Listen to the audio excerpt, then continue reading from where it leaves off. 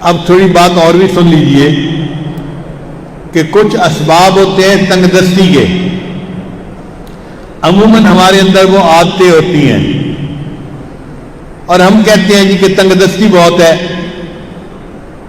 ہمیں چاہیے کہ جن چیزوں سے تنگ دستی ہوتی ہے ان اعمال کو چھوڑ دیں۔ پہلا عمل،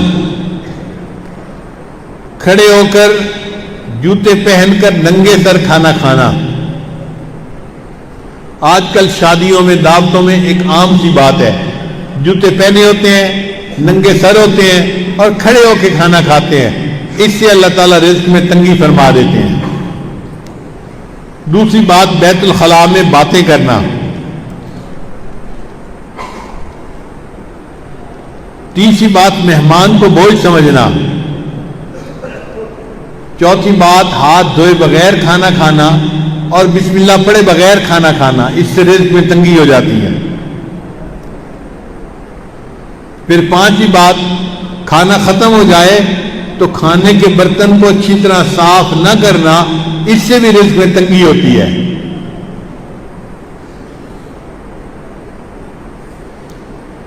پھر چھٹی بات، مسجد میں دنیا کی باتیں کرنا۔ پھر ساتویں بات، مانگنے والے فقیر کو جھڑکنا۔ بھئی آپ کے پاس کچھ نہیں ہے دینے کے لیے تو محبت سے اس کو کہہ دے کہ بھائی آگے چلے جاؤ، جھڑکی نہ دیں۔ کئی لوگ اس فقیر غریب سمجھتے ہوئے اس کو جھڑکنا شروع کر دیتے ہیں، تجھے کہا نہیں، تو نے سنا نہیں، جاتا کیوں نہیں؟ تو فقیر کو جھڑکنے سے خود بندہ رزق کی تنگی میں مبتلا ہو جاتا ہے۔ پھر ساتواں عمل، مغرب کے بعد بلا عذر کے سو جانا۔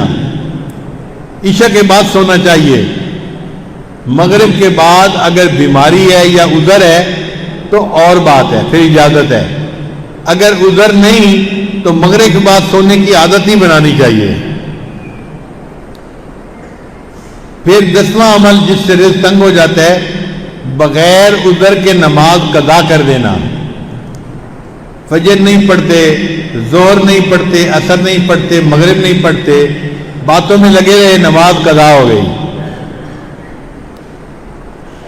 پھر 11واں عمل جس سے رزق میں تنگی آتی ہے، جھوٹ بولنا۔ اور آج کل تو جھوٹ بولنے کی ابتدا ماں باپ بچے سے ہی کر دیتے ہیں۔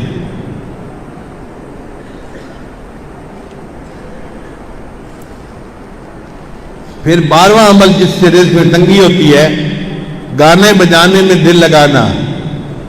گانے پسند ہوتے ہیں تو آپ دیکھیں گاڑیوں میں ہر وقت ٹوں ٹوں ہوتی رہتی ہے، گانے لگے ہوئے ہوتے ہیں، میوزک لگی ہوتی ہے۔ پھر 13واں عمل جس سے رزق میں تنگی آتی ہے، اولاد کو برا بھلا کہنا۔ کچھ جاہل ماں باپ کو اولاد کو گالیاں دینے میں مزہ آتا ہے، ماں ہے تو گالیاں دیتی ہے، باپ ہے تو گالیاں دیتا ہے۔ اولاد کو گالیاں دینے سے اللہ تعالیٰ بندے کو رزق کی تنگی میں مبتلا کر دیتے ہیں۔ اس لیے غصے میں بھی اولاد کو دعا دینی چاہیے۔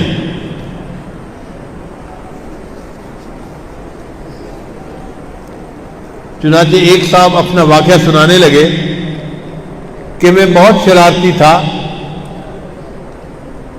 اور گھر والوں کو میں نے تنگ کیا ہوا تھا۔ ایک دن کیا ہوا کہ گھر میں مہمان آئے ہوئے تھے تو میری والدہ نے دال بنائی مہمانوں کے لیے، اور میں نے ایک مٹھی ریت کی بھری اور آ کر ہنڈیا میں ڈال دی۔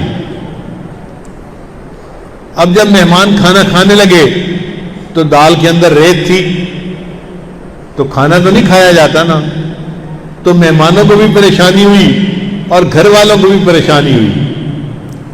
اب جب گھر والوں کو پریشانی ہوئی تو میرے والد تو غصے میں کہ جس نے یہ کیا ہے میں اس کی پٹائی کرتا ہوں۔ کہنے لگے کہ میری والدہ کو پتہ چلا تو میری والدہ نے پتہ کیا کہ یہ کام کیا کس نے ہے، تو ماں کو بچوں کا پتہ ہوتا ہے، اس نے کہا کہ فلاں نے کیا ہوگا۔ مجھے پکڑ کے لایا گیا اور مجھے پوچھا گیا کہ کیا تم نے یہ حرکت کی، سالن کے اندر تم نے ریت ڈالی، تو امی کے سامنے میں نے اقرار کر لیا، ہاں امی یہ شرارت میں نے کی تھی۔ کہنے لگے کہ یہ شرارت کا جب میں نے اقرار کیا تو غصے میں میری ماں نے مجھے کہا، اچھا تو نے مہمانوں کو تکلیف پہنچائی اور سالن کے اندر تو نے ریت ڈالی، اللہ تعالیٰ تجھے حرم کا امام بنا دے۔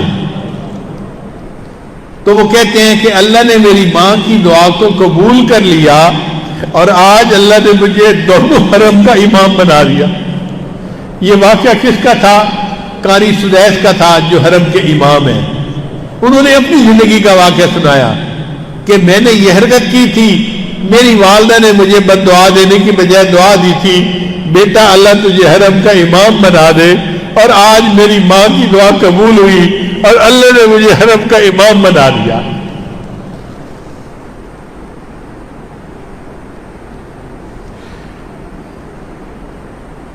پھر 14واں عمل قرآن پاک کو بے وضو ہاتھ لگانا۔ بعض لوگ قرآن مجید کی بے حرمتی کرتے ہیں، وضو کے ساتھ ہاتھ لگانا چاہیے، وہ بے وضو بھی ہاتھ لگا لیتے ہیں۔ تو بے وضو ہاتھ لگانے سے اللہ تعالیٰ رزق میں تنگی پیدا فرما دیتے ہیں۔ 15واں عمل غیر محرم کو بے دھڑک دیکھنا۔ بعض نوجوان سمجھتے ہیں کہ ہوتا تو کچھ نہیں، تو غیر محرم کو دیکھو مزے اڑاؤ۔ تو غیر محرم کو دیکھنے سے اللہ تعالیٰ بندے کو رزق کی تنگی میں مبتلا فرما دیتے ہیں۔ اور 16واں عمل جس سے کہ اللہ تعالیٰ رزق کو تنگ کر دیتے ہیں، اپنے اہل خانہ کے ساتھ ہر وقت لڑتے رہنا۔ یہ گناہ آج کے دور میں عام ہو گیا ہے۔ جس گھر میں دیکھو خامد بیوی پہ برس رہا ہے اور بیوی بھی چپ نہیں کرتی، آگے سے کوئی نہ کوئی جواب دیتی رہتی ہے، اس نوک جھونک کے بدلے اللہ تعالیٰ رزق کی تنگی میں مبتلا کر دیتے ہیں۔